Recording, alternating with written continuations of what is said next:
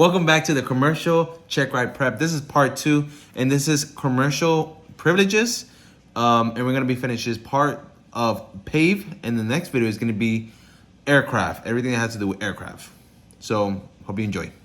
We're still in the PAVE. Now we're going down to another section. To exercise your commercial privileges, what documents do you need on hand? First, certificate, of course. You need that license on you. And your medical cert, second minimum. If not, if it's third, then you're technically a private pilot. Asterisk again, let me explain that real quick. As a CFI in commercial license, you can technically have a third medical. I just found that out. You don't need a second medical.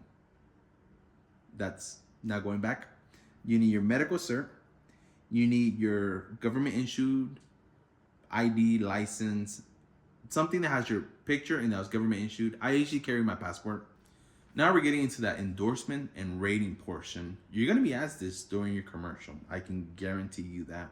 This is 61.31 endorsements and type rating. So these are different types of endorsements. Complex. Retractable landing gear, variable pitch propeller. High performance. Anything, any aircraft that has an engine that's over 200 horsepower. Another one that you probably haven't heard about is a high altitude. So this has to do with pressurized cabin with ceiling altitude of at least flight level 250 or 25,000 feet and more. You have your tail wheel. The most common landing gears are conventional and tricycle. So what is conventional? Tail wheel. Tricycle is the one we have for Cessnas, 172 Piper Warriors is the most common one. So don't say conventional is tricycle. Don't do that. I made that mistake one time. That is completely wrong. Just say tricycle and tail wheel. Conventional, try to get that out of your mind so you can be more accurate and just say tail wheel. Glider is another endorsement. I think gliders are real cool. I've seen them fly back in Seattle. They're amazing. Never flown in one. It'd be cool to learn. And then also another endorsements would be aircrafts that weigh over 12,500 pounds need a type rating, usually large aircrafts, right? Also turbojet powered aircraft need type rating. You remember most of those and you'll be fine. Now, on the commercial aspect, right? We already talked about proficiency, we talked about currency and all scales from your paperwork to your hours, to your endorsements and ratings. Now let's talk about, you figured that all out, right? Let's talk about how to get paid, because that's why we want to be commercial pilots, right? We want to get paid.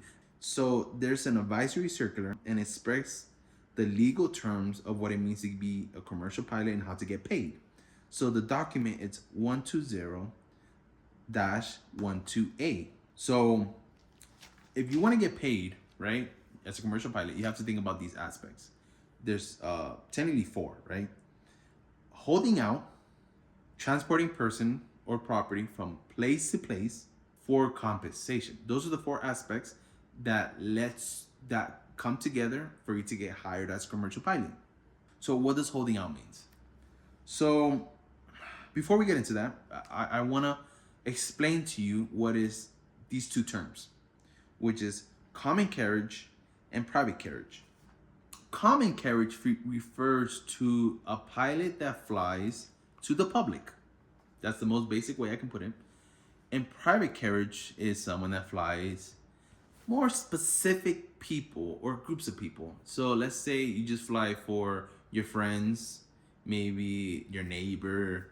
You know, it's tied to something more personal, smaller, and you're not really to the public. That's the best way you can put it. If you're not flying for the public, then you're private carriage. That's basically how I can put it. And then now that goes into the holding out part. Holding out refers to how are you getting your jobs? Is it private or is it public, right? So am I going out there and saying to just anybody, hey, I'm a pilot. I can fly you and your family anywhere. That constitutes as a common carriage because you don't care who you're flying, you just want to get paid. And then a private carriage will be more of the sense someone that you know, maybe a coworker says, "Hey, you're a pilot. Can you take my family?" It's technically private carriage because you're not really exposing yourself to everybody. You're just keeping yourself very limited to a niche group. So here's another thing about holding out. You cannot offer both your services in an aircraft at the same time. This is what people call I can't pimp out my plane. That's the best way to put it. If you want to fly John Doe and he has an aircraft, that's fine. There's nothing wrong with that, and it's great. You're good to go. If let's say a friend comes and say, "Hey, I want to go fly to North Carolina. Can you take me?" But I don't know how to get a plane. You have to get it.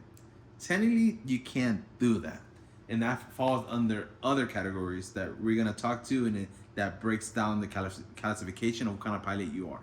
So let's recap right now. So remember all the four aspects: holding out, transporting property from or people from place to place for hire.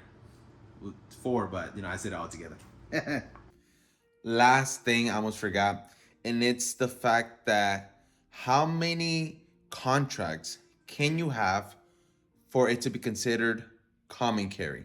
So I think in the circular advisory, it talks about this at the very end, and it talked about how they found out someone held 18 to 20 contracts, right? Private individuals he was flying with. But at that point, they considered him as a common carry pilot because he was just taking on any person that came up to him. So that's something you think about. If a DP asks you, "Hey, what's considered common?" Just say anywhere from 18 to 20 is considered a lot. Maybe I'll limit myself to 5 to 10. So now we come to the categories of how you're going to get paid. How you fall into these groups depends on if you're common, private, do you own the plane, or do you not own the plane, and all that. So first one, most of us want to go be a airline pilot. That's going to fall under Part 121. So you're scheduled, right? Airliners are scheduled, open to the public, anybody can fly on. This is a Part 121. 135, charter aircrafts. Think of net jets. They're open to the public, but they're not scheduled. It's usually, "Hey, I need a plane." Okay, cool. Next 30 minutes, we're ready. Remember, 121, scheduled, open to the public. 135, charter, open to the public, non-scheduled. Now you have Part 125. It's private carriage for aircrafts or flights that are going to be more than 6,000 pounds payload and or seats that are more than 20. So I think about it as a sports team. That's the best way to think about it. Because let's say a football team. All those people are more than 20. It's going to be on a big aircraft, maybe a 737, and they're going to go from place to place. But it's private because it's for a very niche group of people. They're not going to go for public. They're not going to sell seats off to the public or anything like that. So it's just for a niche group of people. 125. Now, Part 91 sub K has to do with fractional ownership, and rules apply differently because the aircraft is not technically for hire anymore. You own the aircraft on paper. And one thing that's interesting is that when you're flying that aircraft, you don't need to do the 100-hour inspection because you're technically part owner. You're not taking that aircraft for hire.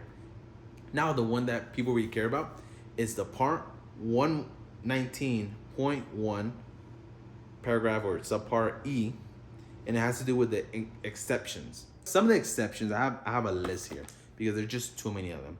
CFI, aerial work, that could be for crop dusting, banner touring, firefighting, ferry, training flights, power line, parachutes, all this type of flying. You don't need any endorsement. You don't have to talk to Visto.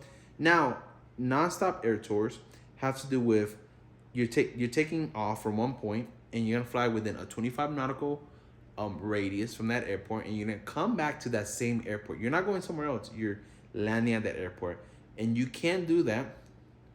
That's an exception, but you need to talk to your FISDO and get a letter of acceptance, an LOA. Now, here's some questions that your DB is gonna ask you about being paid or how to get paid as a commercial. He's gonna ask you about the legality of it.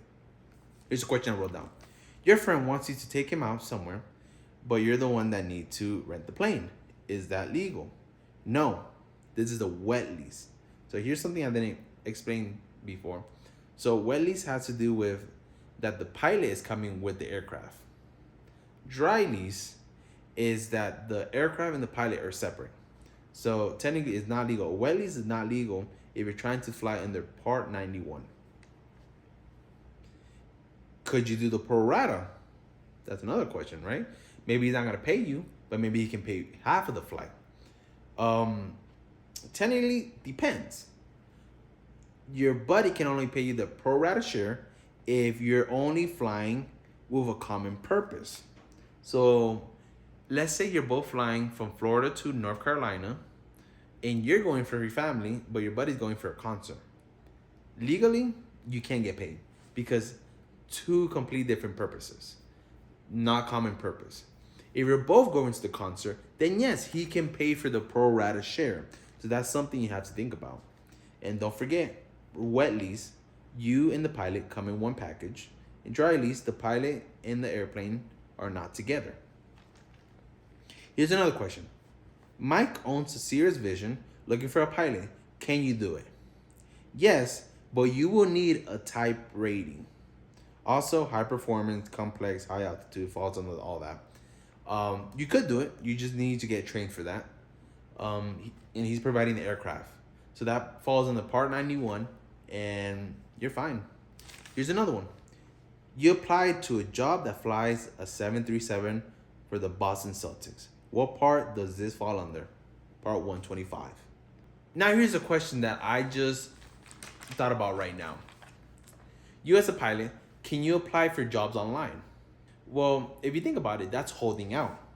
You're kind of holding out to the public, are you?